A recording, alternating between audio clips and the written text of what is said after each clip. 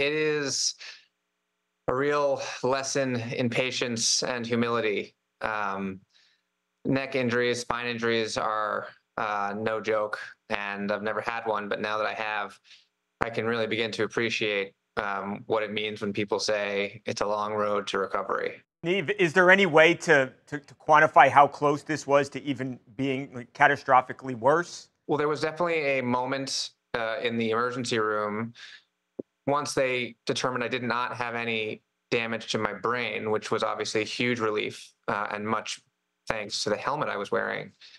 The next step was determining why my hands were hurting so much.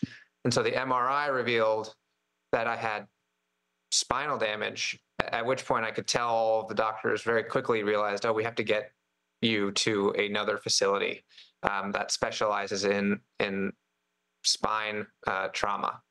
So they transferred me to Stony Brook, which has a wonderful ICU unit. And I'm even now getting emotional just because all of the nurses and doctors who saw me that first few days post surgery were so surprised that I was able to move and sit up, and even on that first or second day, walk around. I mean, they all said that it's very unusual for them to see a patient walking, especially after any kind of spinal injury like this. So it hit me very, very quickly how lucky I was, considering what could have been, that I'm here and will make, fingers crossed, a full recovery. Can you remember exactly what happened when you were riding the bicycle and where this truck came from? Or is it all a blur? How much of the actual accident do you recall? It happened very quickly and I was unconscious. So my memory of the incident is pretty fuzzy. What I do know, and I mentioned this to a reporter that I spoke to from Long Island, is that if there had been a bike lane for me, I'm certain this could have been avoided.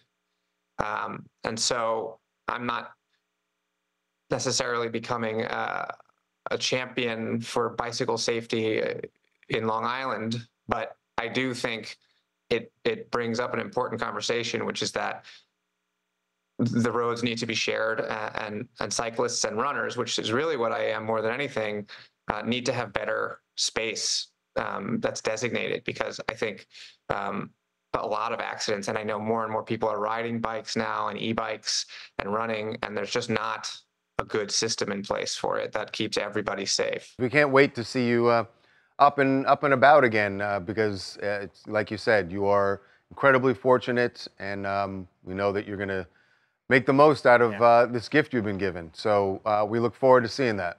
Yeah, I'm ambitiously giving myself the goal to see if I can complete.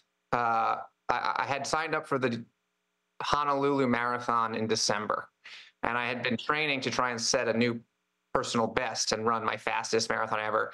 I think I might have to change my goals a little bit. Scale it back a little bit. And just see if I can use that as an opportunity to complete the Honolulu Marathon. We'll see, but I'm giving myself that as a goal for the end of the year.